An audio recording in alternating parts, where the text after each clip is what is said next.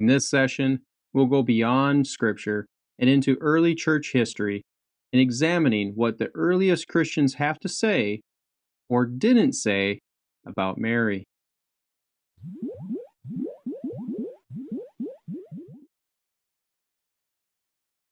Hey everyone, quick reminder before we get into the video is to get down there, smash the like button, leave a comment, and I hope you subscribe to the channel. We're on our way to 20,000, we're at 14 right now, but we need to juice up those numbers so we can spread the gospel to more people.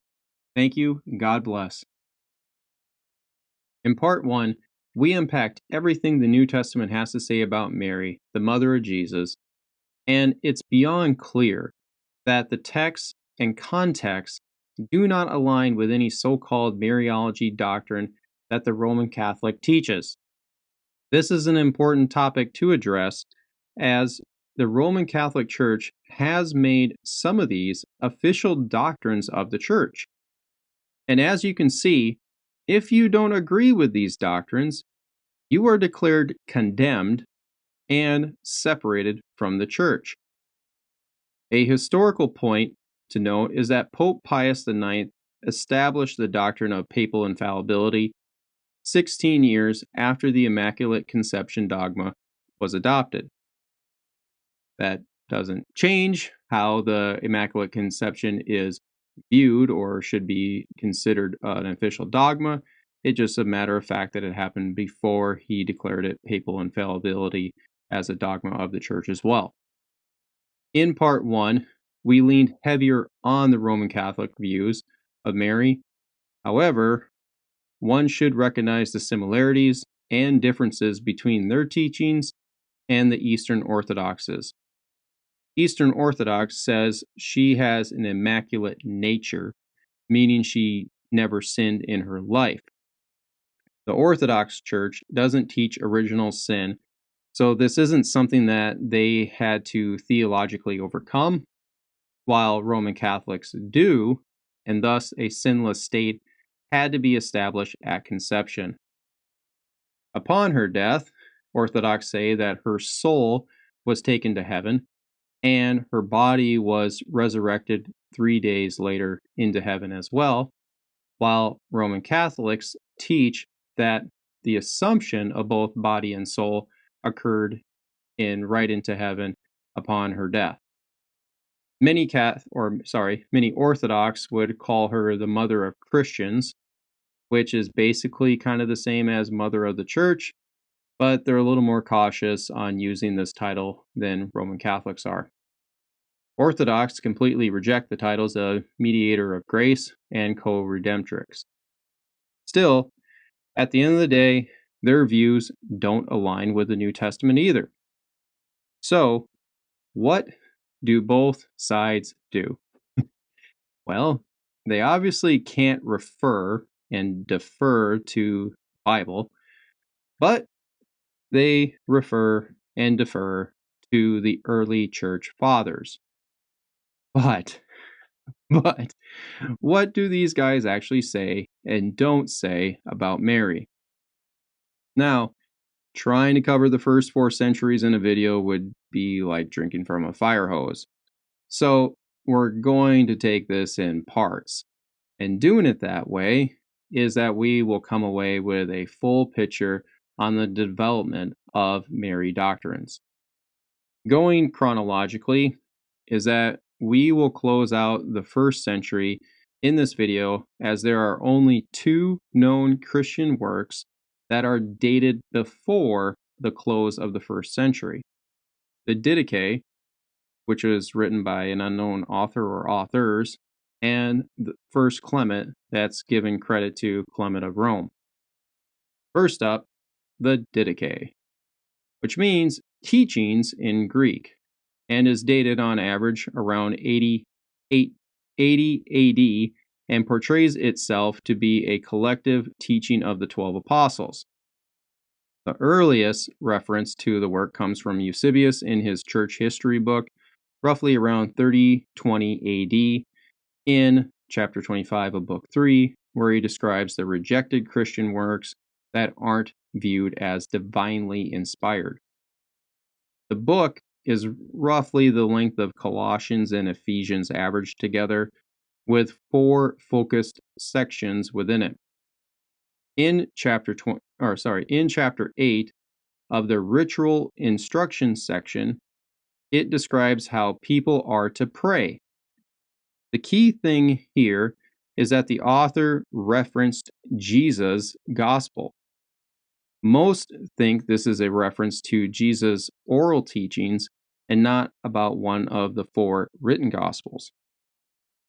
Now, I'm not going to beat on that point a whole lot, but I am still going to make the case here that it's very possible, and I believe very likely, that the author or authors was thinking of the Gospel of Matthew here, as the teaching on praying uses the Lord's Prayer that is nearly identical to Matthew's account of it. In the first section on the 2 ways of living, the opening verses describes the 2 greatest commandments and Sermon on the Mount from Matthew 22:37 through 39, Matthew 7:12, Matthew 5:44, Matthew 5:39, and Matthew 5:41. Back to the ritual section that deals with baptism is that it echoes Jesus' formula of "in the name of the Trinity" while giving the Great Commission command. The last section and chapter deals with eschatology on the Lord's return, and the language here too uses Matthew's language and weaves some parts in, like here with Matthew 24:42. False prophets, sheep, and wolves language mirrors Matthew 7:15. Then verses 8 and 9 talk about a future Antichrist, and in this case, the language is way more in keeping with 2 Thessalonians 2 in verses 3, 4, and 8 and 9. Moving ahead to verse 14 is that it says Jesus' return will come with a rift in heaven, then a voice of a trumpet, and then the resurrection of the dead. These 3 elements will happen together as the Lord shall come with his saints upon the clouds of heaven. This mirrors both Matthew 24:30-31's Olivet Discourse and Paul in 1 Thessalonians 4:15 through 17. I'm sorry here, pre-trib guys, but the Didache is seeing the same alignment of Matthew 24 and Paul that I described with a post-trib view. All of these Matthew parallels make a very compelling case that 8:3's his gospel is referring to the Gospel of Matthew and is Paul's Thessalonians letters as well.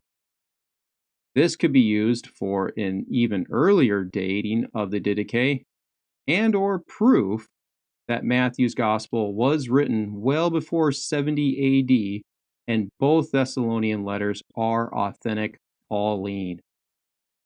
All of that said, the Didache author or authors are pretty much lock in step with Matthew and Paul.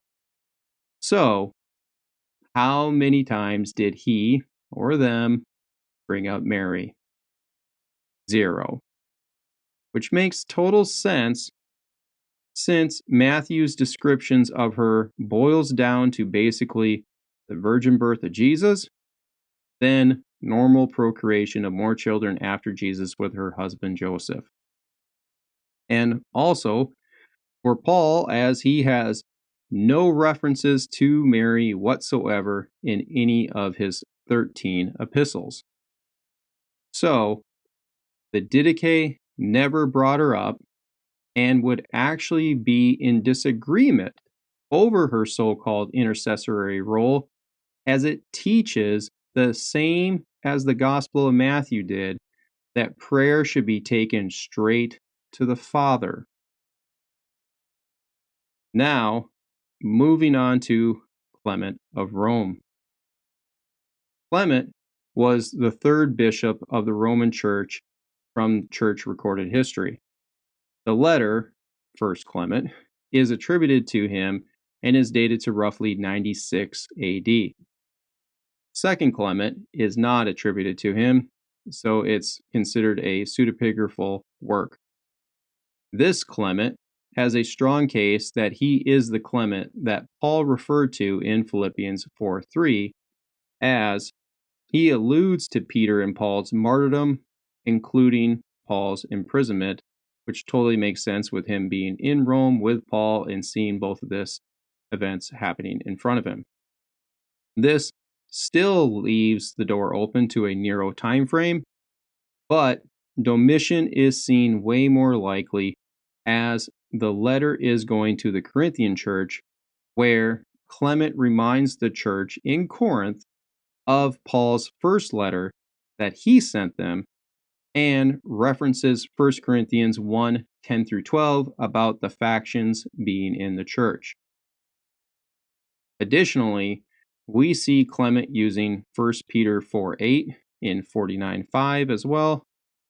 And if you were going to go look for all the New Testament references, is that 1 Clement has numerous New Testament books being used and referenced in the letter, as this is a snippet and not an exhaustive list if you were to hunt them all down.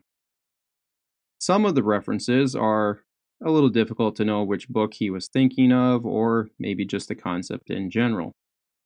That said, is that Clement appears to have read essentially all of the pre-70 New Testament books.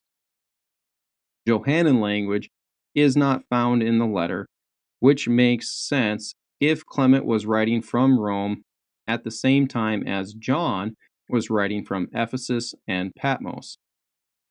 Eschatologically, Clement uses 1 Corinthians 15:20's language and says that it will be in the future.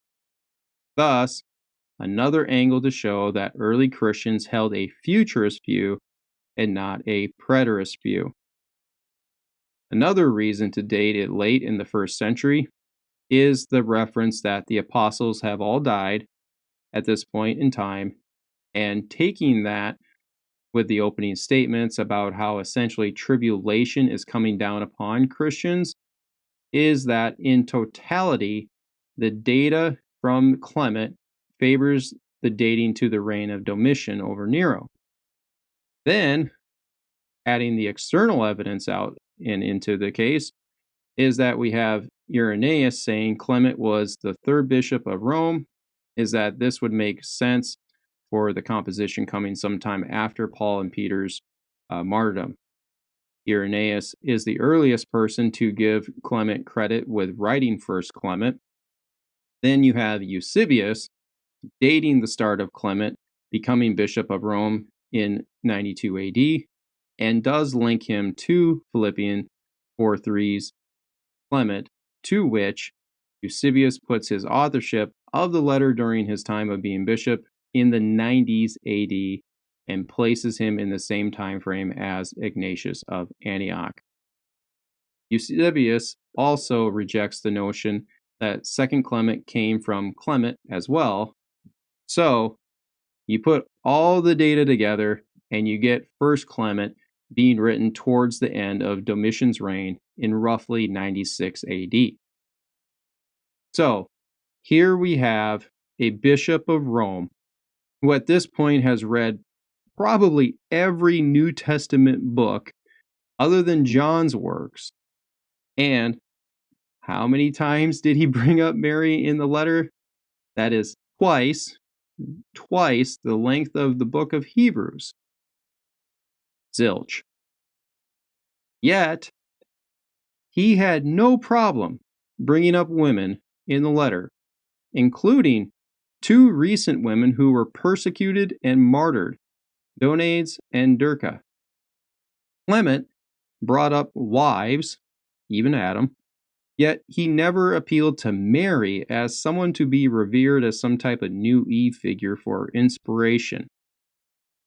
From the Old Testament, Clement brings up Lot's wife because she, under persecution, she faltered here. Rahab, though, for her example of faith, 21:6 talks about guiding women towards that which is good, and yet no references or the felt need to refer to Mary as the prime example for the ladies to look towards. 55:3 says women were strengthened by grace that came from God. No Mary here as a conduit of grace, as Clement used scripture to back up his statement. And again, grace comes solely from the Godhead with no conduit between God and man in order for them to receive his grace. Clement even brings up Judith from the Old Testament Apocrypha as an example, and Esther as another example of a woman with perfect faith by running the risk of death before coming before the king of Persia. So, at the end of the day, we have a bishop of Rome who was clearly familiar with the 22 New Testament books circulating at the time, including Luke's Gospel, which is most often used to elevate Mary. Yet, he makes no mention or allusion to her, while freely citing 5 other women as examples of great faith. Sometimes the silence speaks for itself. Reminder, hit the subscribe button below, turn on the notification bell, hit the like button, and leave a comment. And don't forget to visit us at justscripture.org. But in the meantime, stay salty.